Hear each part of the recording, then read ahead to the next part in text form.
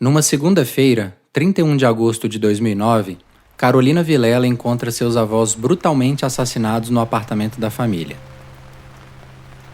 Seus avós eram o ex-ministro do TSE, José Guilherme Vilela, e sua esposa, Maria Vilela. Junto deles estava a governanta, Francisca Nascimento, também assassinada. Um crime violento e com requintes de crueldade. Foram 72 facadas e 3 pessoas mortas. Nenhuma das vítimas teve possibilidade de se defender. Não havia sinais de arrombamento, não havia testemunhas, nenhuma filmagem, nenhum registro, nada. No dia 2 de outubro de 2019, 10 anos depois, a mãe de Carolina e filha mais velha do casal, Adriana Vilela, é condenada a 67 anos de prisão pelo triplo assassinato dos pais e de Francisca. Neste podcast, vamos contar a história desse assassinato, que ficou conhecido como Crime da 113 Sul, mas sob um novo ângulo. Durante um ano, eu e a equipe do Metrópolis nos debruçamos sobre dezenas de reportagens publicadas na época. Entrevistamos os personagens-chave que nunca tinham contado sua versão dos fatos. Lemos diversos depoimentos. Ouvimos as 103 horas de áudios do julgamento de Adriana no tribunal de júri. Foi o mais longo júri da história de Brasília. Vamos contar para você, ouvinte, as provas apresentadas pela defesa de Adriana no tribunal que pouco foram faladas pela imprensa. Também iremos colocar a tese de defesa e de acusação em uma linha do tempo para você avaliar se elas se encaixam. Após ouvir os episódios desta série, caberá a você responder a pergunta: Adriana Vilela realmente matou os pais? Meu nome é Saulo Araújo, este é o Revisão Criminal, e neste podcast contarei para vocês os detalhes deste crime que chocou o país inteiro.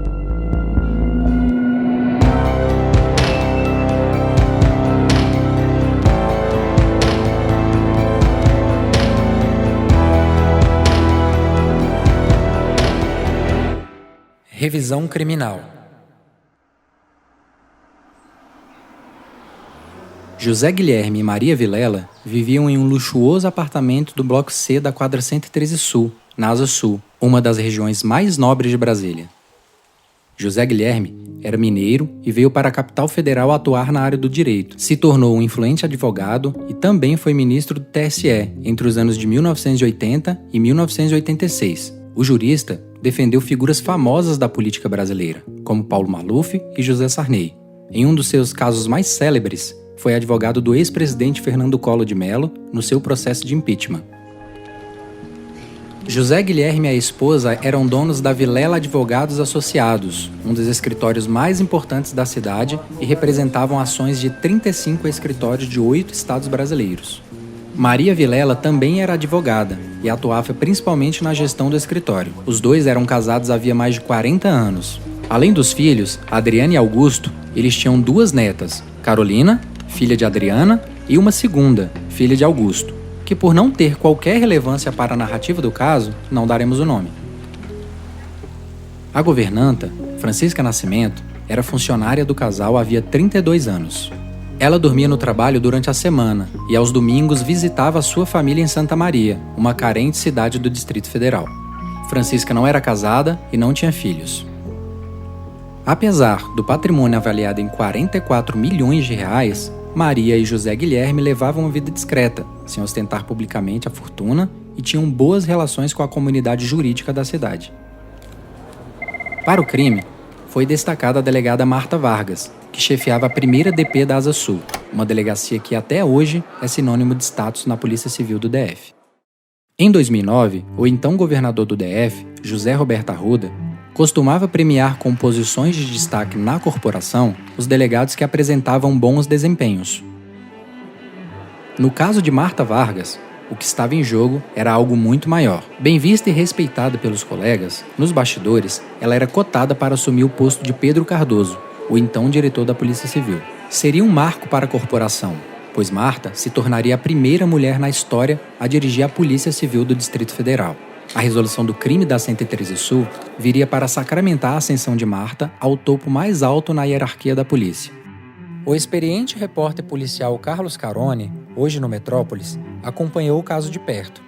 Ele fala como Marta tinha muito prestígio dentro da corporação. Mesmo antes de começar a apurar o caso do triplo homicídio da 113 Sul, então a delegada Marta Vargas era uma das estrelas da Polícia Civil, né? Ela vinha em ascensão, com muito destaque, sempre na mídia, vinha com nome sendo cogitado para ocupar a direção-geral da Polícia Civil nos próximos meses, né? Havia também um projeto para emplacar a delegada como deputada distrital nas próximas eleições. Ela tinha um apelo popular muito grande, a comunidade por onde quer que ela passava a procurava, né? E ela havia assumido a titularidade da delegacia da Asa Sul, que é uma delegacia muito visada pela repercussão, pelo poder midiático que as histórias que lá ocorrem possuem, né? Então ela vivia muito, com muito destaque na mídia. Nos meses seguintes ao crime, diversas coletivas de imprensa foram convocadas. A delegada também tinha por hábito passar muitos detalhes em off para os repórteres. Off, no jargão jornalístico, é quando a fonte da informação não quer seu nome mencionado na matéria. Marta compartilhou praticamente todas as linhas de investigação com os profissionais que cobriam o caso. Os familiares percebiam a atitude da delegada de manter o caso nos holofotes da mídia, como explica Augusto Vilela, filho do casal de vítimas. O que a gente percebeu, que eu percebi na primeira DP, principalmente na primeira DP, até mesmo qualquer agente, qualquer delegado, todos queriam tirar algum proveito disso. Assim, acontece uma desgraça com você, mas infelizmente um agente público, ele quer faturar em cima de você, ele quer ficar famoso, ele quer dar entrevista, ele quer ser filmado, coisa e tal. Então, assim, isso eu logo percebi que estava acontecendo, né? E a doutora Marta Vargas não saía tudo dela era pela imprensa, a investigação dela era pela imprensa, não tinha nada de concreto, mas a gente viu que a tônica da primeira DP foi isso, aparecer na mídia. Então, assim, ela procurou estender esse caso o máximo que ela pudesse e o que a gente precisava dela, que era uma técnica razoável de investigação, não teve. Maurício Miranda, promotor do caso, também comenta que Marta Vargas conduzia suas investigações voltadas para a imprensa. A própria doutora Marta, ela todo tempo ela dava entrevista para vocês, e eu que falava, doutor, vamos investigar. A pressão da imprensa e da opinião pública sobre a polícia e sobre Marta Vargas aumentava a cada dia sem respostas. Ela nunca disse isso a ninguém, mas para mim e para muitos outros colegas jornalistas, ela se desesperou para solucionar o caso. Na época, eu cobria as investigações do crime para o Jornal de Brasília e depois passei a escrever sobre o caso para o Correio Brasiliense. Não era um crime comum, um casal de idosos da classe média alta de Brasília e sua empregada assassinados. Ele, um ex-ministro do TSE, uma das esferas mais altas do poder público. Esse crime bárbaro, tendo como vítimas advogados da elite brasiliense, não ser resolvido com prontidão, colocava em xeque a competência da polícia. Todos esses fatores inquietavam a população, que consumia avidamente as manchetes dos jornais sobre o crime. O tempo corria e a delegada estava prestes a perder o caso para outra equipe. Adriana conta como a cobertura da mídia sobre o caso e a grande repercussão do crime teriam afetado o rumo das investigações. A primeira DP cobriu esse caso na primeira fase e quando termina os 30 dias da primeira DP, esse caso é encaminhado para uma delegacia especializada. Quando terminou o primeiro mês, não havia clareza da polícia se esse caso era um latrocínio ou um homicídio. E, nesse sentido, havia dúvida se esse caso deveria ir para a delegacia de roubos e furtos, especializada, ou para a delegacia de homicídios. Então, houve uma disputa, não de teses para saber qual era a verdadeira, mas de teses para saber com quem ficaria o caso, com quem ficariam os holofotes. Sem solucionar o triplo assassinato, Marta também perderia seu passaporte para a direção-geral da PCDF. Quando a investigação parecia sem uma direção que levasse aos culpados do crime, a delegada Marta Vargas anunciou ter encontrado os assassinos.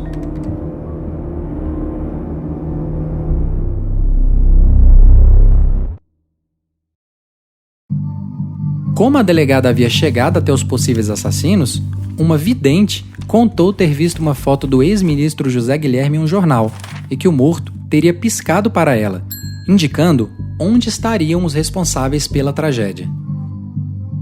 É isso mesmo que você ouviu. Uma vidente teria dado as respostas do crime com a ajuda do além. E a responsável pela investigação do caso, Marta Vargas, achou que essa seria uma boa forma de seguir nas investigações. O modo como a delegada escolheu dar continuidade às investigações, auxiliada por uma vidente, gerou dúvidas nos familiares das vítimas, que se questionavam do método escolhido pela polícia para investigar o crime. Adriana fala da angústia ao saber que a delegada se baseava nas suposições de uma sensitiva.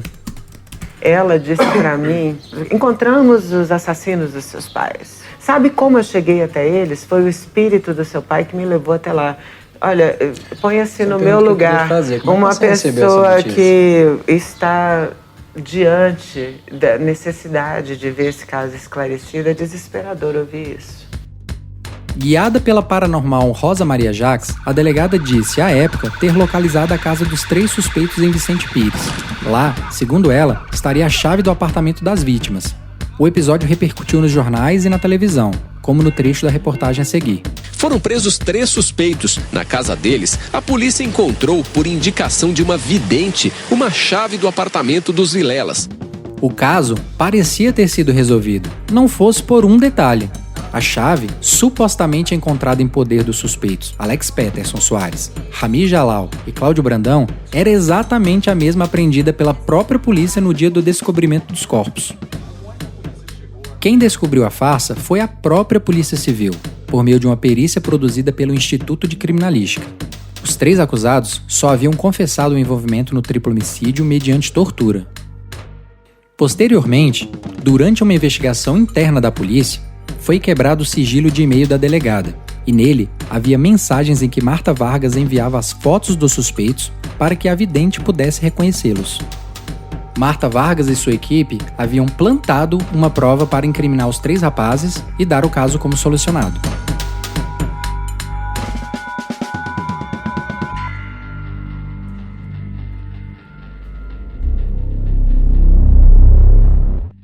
A farsa custou um preço alto para Marta Vargas e ela acabou afastada do caso. Como conta o repórter Carlos Carone, começava a derrocada da carreira da delegada. E ela viu a carreira dela desabar, né, com tantas reviravoltas, erros, vícios, né, condenada por fraude processual. Então ela viu esse caminho de sucesso que ela trilhava se despedaçar, né? É uma história, um exemplo, né, de sucesso que por um deslize, né, por uma falha, teve um fim. Após a comprovação de sua má conduta nas investigações, foi exonerada da Polícia Civil em 2016 e perdeu a aposentadoria de R$16 mil. Hoje, a ex-delegada cumpre pena em regime domiciliar. Tal condição só foi autorizada pela Justiça porque ela conseguiu provar ser a única tutora de um irmão deficiente considerado incapaz. A vidente para quem a foto do ministro havia piscado, hoje ganha vida como caça-fantasmas. Como ela mesma se apresenta, percorre o país em um carro adesivado com a frase Caça-Fantasmas Brasil, desvendando mistérios paranormais. Você pode conferir as fotos do transporte utilizado por ela na enciclopédia do caso, na página do podcast. A vidente também possui um canal no YouTube chamado Caça-Fantasmas Brasil, com mais de 300 mil inscritos. Eu tentei falar com Rosa Maria Jacques diversas vezes, mas ela nunca atendeu. O único retorno que tive foi por meio de uma mensagem pelo chat do Facebook. No texto, ela dizia que não fala mais sobre o caso e me passou o telefone do seu advogado. Também fui atrás dos 3 presos injustamente por Marta Vargas, mas por meio de interlocutores, eles disseram ainda temer por algum tipo de retaliação policial e fizeram um pacto de se manterem calados. Mas, voltando agora para a linha do tempo da investigação, o crime, então, passou a ser conduzido oficialmente pela Coordenação de Crimes contra a Vida, a Corvida, em novembro de 2009. A partir daí, uma nova linha de investigação se iniciava. E no tabuleiro do xadrez desse caso, as peças se moviam, até que uma nova suspeita é eleita. As desconfianças agora se voltavam para a filha do casal, Adriana Vilela. Nesse podcast, a equipe do Metrópolis se debruçou sobre o caso conhecido como crime da 113 Sul. E com entrevistas exclusivas com os envolvidos, depoimentos, sessões de júri e autos do processo, buscamos montar o quebra-cabeça desse caso tão complexo. Quem são os culpados do crime? Quem é Adriana Vilela? Por que tantas reviravoltas no caso? Essas são algumas das perguntas que nós fizemos e trazemos para você nessa série de 7 episódios sobre o crime da 113 Sul.